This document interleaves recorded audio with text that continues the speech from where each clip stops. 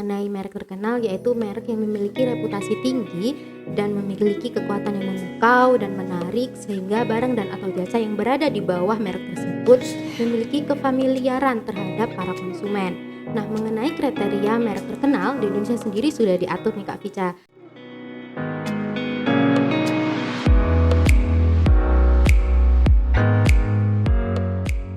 Halo Sobat Smart, berjumpa lagi bersama saya di Smart Podcast. Nah, di episode hari ini kita akan kembali membahas topik seputar hak kekayaan intelektual. Nah, telah hadir bersama kita Kak Laila dari PDB Law Firm sebagai narasumber. Yuk kita sapa dulu Kak Laila. Halo Kak Laila, sebelumnya kami ucapkan terima kasih banyak nih Kak karena telah bersedia hadir kembali untuk bisa sharing-sharing bersama teman-teman. Halo Kak Vica, halo juga teman-teman. Saya juga berterima kasih nih kepada Kak Vica karena telah mengundang saya dalam acara podcast kali ini. Oke Kak, jadi tadi sempat saya bilang bahwa topik hari ini kita akan bahas seputar hak kekayaan intelektual. Lebih spesifiknya yakni terkait kriteria perlindungan merek terkenal. Nah, saya sendiri Kak, itu sering sekali mendengar perselisihan atau sengketa yang melibatkan merek terkenal baik itu di dalam negeri maupun di luar negeri. Mungkin dari Kak Laila bisa dijelaskan, apa sih Kak yang dimaksud dengan merek terkenal dan bagaimana agar sebuah merek ini termasuk atau dapat dikatakan sebagai merek terkenal? Oke, kita membahas mengenai merek terkenal nih ya Kak Vica. Mengenai pengertiannya sendiri mengenai merek terkenal, yaitu merek yang memiliki reputasi tinggi dan memiliki kekuatan yang memukau dan menarik, sehingga barang dan atau jasa yang berada di bawah merek tersebut memiliki kefamiliaran terhadap para konsumen.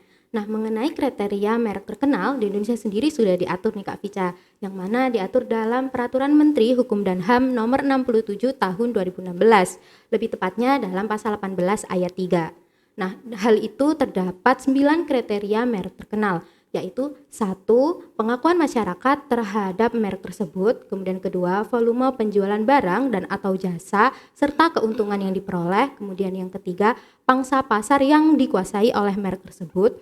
Kemudian yang keempat yaitu jangkauan daerah penggunaan merek, yang kelima jangka waktu penggunaan merek, kemudian yang keenam yaitu intensitas dan promosi serta investasi yang dihasilkan atau yang digunakan oleh merek itu sendiri. Kemudian yang ketujuh, pendaftaran merek di negara lain. Kemudian yang kedelapan yaitu mengenai keberhasilan penegakan hukum terhadap pengakuan merek tersebut sebagai merek terkenal.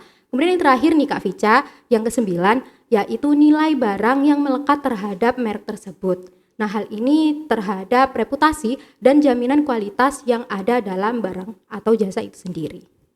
Oh, Kak Laila berarti ada 9 poin ya Kak? 9 poin ya yang tadi Kakak jelaskan. Iya, benar.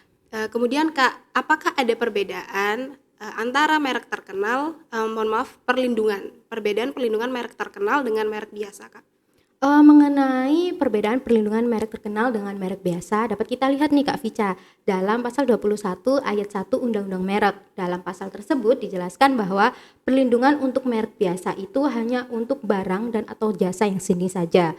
Kemudian untuk merek terkenal perlindungannya untuk barang dan atau jasa yang sejenis dan tidak sejenis yang memenuhi persyaratan tertentu gitu Kak Vica. Oke Kak, ini jadi pertanyaan nih Kak. Tadi yang Kakak jelaskan ada 9 poin tadi, itu untuk perlindungan merek terkenal di dalam negeri ya Kak ya? Iya benar ya, di Nah, Indonesia. itu lalu bagaimana Kak perlindungan merek terkenal di luar negeri, apakah sama atau bagaimana? Oke, untuk kriteria merek terkenal secara internasional ya Kak Vica, Iya. kurang lebih itu sama seperti di Indonesia. Namun kalau secara internasional diatur dalam WIPO. Ada hal-hal yang harus diperhatikan mengenai kriteria merek terkenal nih, yaitu mengenai pengakuan masyarakat terhadap merek itu sendiri, kemudian jangka waktu serta luas daerah mengenai penempatan dan tempat promosi merek itu sendiri, kemudian jangka waktu dan wilayah geografis pendaftaran merek serta penegakan keberhasilan hukum terkait pengakuan merek tersebut sebagai merek terkenal. Kemudian yang terakhir nih, nilai barang yang melekat dalam merek tersebut. Oh berarti ada Kak ya Iya, peraturannya. iya ada. Mungkin bisa dicontohkan nih Kak, sengketa yang terjadi di dalam negeri yang melibatkan merek terkenal. Oke, mengenai contohnya nih Kak Vica, saya berikan contoh dua ya.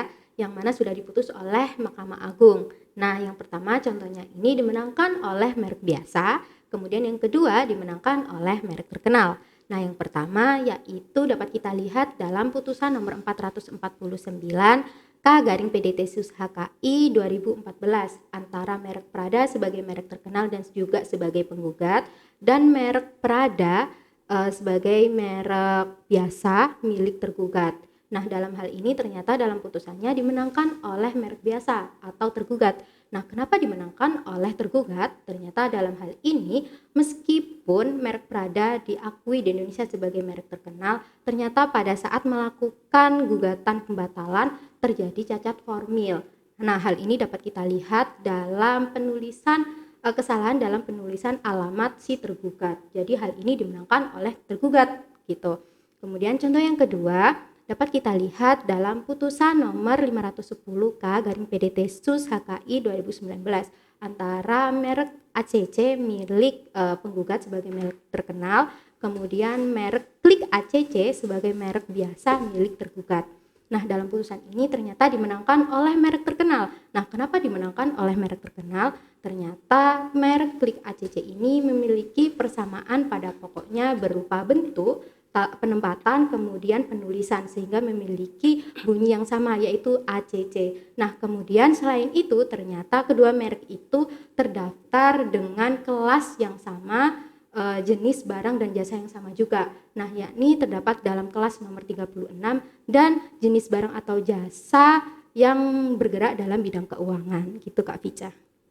Oke Kak, berarti untuk yang kasus Prada tadi bisa dimungkinkan dimenangkan oleh merek terkenal, cuman karena adanya cacat formil dimenangkan oleh pihak tergugat ya Kak ya? Iya, benar sekali Kak Vica.